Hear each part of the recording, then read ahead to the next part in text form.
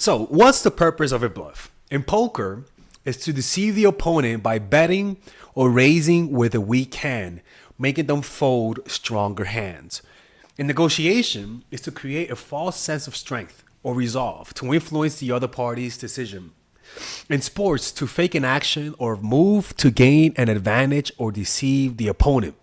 In military strategy, to create a false impression of true strength and intention to deceive the enemy. In everyday life, to assert oneself or create a false impression to achieve a goal or protect oneself. So bluffing is pretty much something that happens all the time. And the way that people bluff you, they bluff you, one, to test your strength, and two, to deceive you that they are more attractive or that they have more resources than you think they do. So as a result, you succumb to them because they're bluffing. And people bluff you generally to test your strength. They bluff you to hide their weaknesses and to make you think that they are more confident, that they have more options, and that they're more willing to walk away than you are. That's the whole point of that, to create an illusion. And we all do it to a certain extent. Some people are more toxic than others. But we're going to talk about how they do that and how you can counteract that and how you can actually reverse it through one strategy that's really powerful. Actually, two strategies I'm going to teach you. And we're going to be watching an example of in the animal kingdom of how animals call out bluffs and how you could do it and how animals actually react in a very similar way to humans react.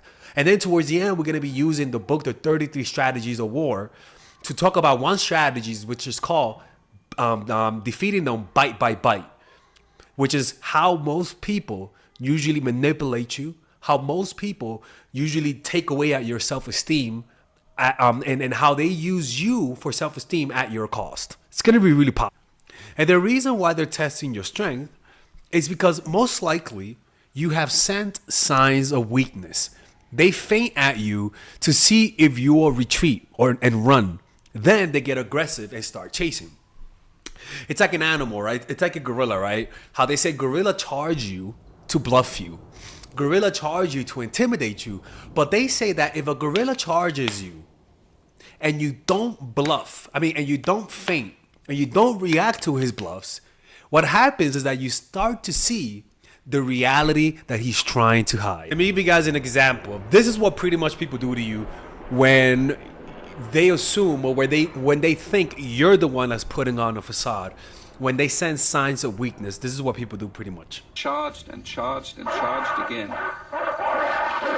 And I think what they say is that when somebody charges at you with a bluff, what you have to do is do the complete opposite of what your instincts tell you.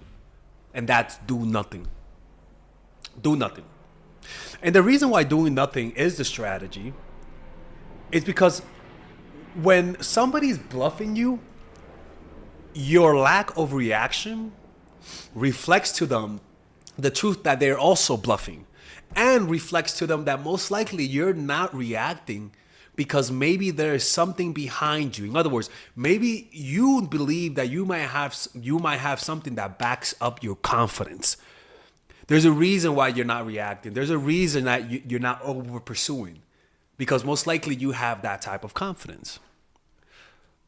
So once they sense that you're not reacting to their bluffs, what happens is that people all of a sudden get passive, right? They either get more aggressive because they don't think that maybe you're faking confidence, or they start acting more passive because they realize it didn't work this time, but now they don't want to lose you, right?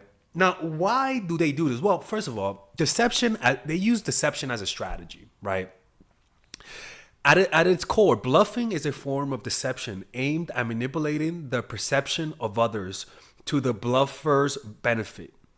It leverages theory of mind, the ability to understand that other people have beliefs, desires, and intentions that are different from one's own. By misrepresenting one's position or intentions, a person can influence the decision and behavior of others in a way that is advantageous to them. Another reason why people bluff is psychological warfare. Bluffing can be used to destabilize opponents or competitors by creating uncertainty and confusion. In a strategic game, sport, business, negotiation, causing others to question their perceptions and strategies can provide a significant psychological edge. So even if they're willing to walk away, you let them walk away, right? Sometimes when people bluff, they become difficult. They yell. They are pushy and demanding, right? They get aggressive. It's like that Russian girl that I told you about who the first few times she would text me screaming, like she was like, "Hey, what the fuck are you?" And I'm like, "What the fuck is wrong with this girl?" And I'm like, "What is wrong with her?" And she did it like a few times, and after like the third or fourth time, I was like, "Yo, calm the fuck down. Don't talk to me that way." And she was like, "Oh, my fault, my fault, my fault. I'm just saying, you know." So she was super aggressive. As soon as I was like, "You know what, man, this girl's out of her goddamn mind. I'm not dealing with this shit." I called her out on it. And what happened then is that she just got more passive. She was like, "Oh, my fault, my fault." And I'm like, "Look, man, you talk to me one more time, you're leaving." I remember telling her that. I was like, you talk to me like that one more time, you're getting the fuck out, right? I was like, "Don't look miserable." What was it I told her? I was like, "If you act miserable one time, you're going back home." Right? And what she does that because it works, right? She does that because some guys in the past let her get away with the bullshit. You know, they'll test you by being late and seeing whether or not you could tolerate the lateness. They'll test you by calling you names or being disrespectful to see whether or not you're actually going to fight back. Those little things, it's like when dogs eat an animal. It's bite by bite. They don't give one big bite and take a big chunks. No, little nibbles. One bite here, one bite there. And the problems with those little bites is that usually the disrespect that they initially do, that usually escalates over time, are things that you will rationalize and say it's no big deal. They do it and then they do it again, but it's still not big enough to complain about it, but enough for you to notice, but not big enough for you to call it out. So what they do is that they start to play on your conservative instincts to just say, "You know what? Yeah, but it's no big deal, I guess. I mean, they're nice, you know, that's just dumb." But then once you realize what's going on, once you realize you sort of like tolerated it, it's already too late. It's better to cut it off from the start. Any signs of bickering, any sign of them being difficult, any sign of them sending mixed signals, any sign of them being way too cocky around you, any sign, any glimpse of that, you don't react and you either call it out or you pull away. For example, there is this one girl who I'm texting right now, right? And the first time we met on the date, she was late. 40 minutes late. 40 minutes late, people. And I remember before we went out, I was like, "Hey, before we go, because what happened, she canceled twice, right? Before that, she canceled twice. And it's kind of like she's canceling. It's no big deal, right? Now she's late and you're like, well, but then you start thinking, wait a minute. It's been this, and this. This is like adding up, but it's like small enough to ignore. But when you add it up, it kind of irks you. So she came over. We met. She was like, "Hey," and I was like, "Wait." I was like, "Look, I like you, and I want y'all." I'm kidding.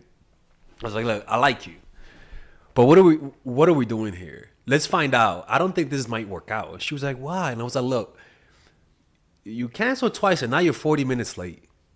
I'm just gonna be honest with you. I don't like this. So if you think this is gonna continue, it's better off right now we just cut it off and cut our losses." She was like, no, I swear, this is the last time it's gonna happen. And I was like, "Look, man, you told me that you're a bad texter. You told me that. And I am telling you that I prefer not to date someone who is naturally a bad texter. So if you think you're gonna be Miss Bad Texture with me, let's just get it out the way and just end it right now. Politely, obviously. I don't want to be an asshole. She was like, no, I promise not to do that. Well, the date happened, and she did that shit twice after the date where she canceled, and then she takes 3 days to respond. You know what happened after that? Blocked. But what I'm trying to tell you is that disrespect usually happens in small ways. And really sneaky people know this. And they know that if they just take little bites, you're not going to notice it. But it still inflicts pain, but not the type of pain for you to really complain about if you barely know them, but enough for it to register and to affect you psychologically. Cut it at the bud from the start. All right, if you guys enjoy these videos about stoicism, dating, relationships, self-help, moving up in life, I would recommend you guys check out some of my courses that I have for sale. These courses are courses for men and women. For example, Nice Girl, Nice Guy is a course about how to become more assertive. Natural Chemistry is a course for women that I have on how to develop strong relationships. Dark Game is a controversial course that I have for guys on how to attract women in their life and keep it. It's not as dark as it seems, but we do talk about some dark psychology in here. Psychological Game of Attraction is a course that we made for women who are single. And as you see, we have a course about how to develop charisma, emotional mastery, which is a course about how to develop a meditation practice and how to improve your emotional life, to become more resilient, to not let rejection hit you so hard, to be able to bounce back from failure. I have a course called Nice Guy, which is a course for guys who are single and guys who want to be able to develop more assertiveness training, right?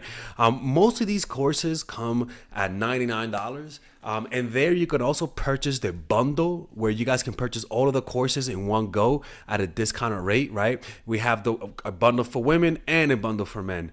So click in the description down below to check them out.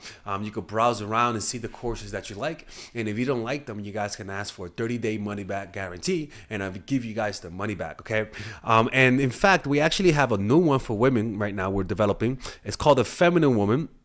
So if you're a woman watching, this course is specifically to help women become more feminine, to embrace their feminine while embracing their masculine energy. And I'm actually going to make a course for that, like that for men, which is called the Masculine Man, which is a course on how to develop masculinity and develop masculine energy, to attract women in your life, to attract business success in your life, to be able to be better socializing, to read people better. It's truly an all-around course. So if you guys want to check out those courses, click on the description down below where it says purchase the courses, and I'll see you guys inside. Bye-bye.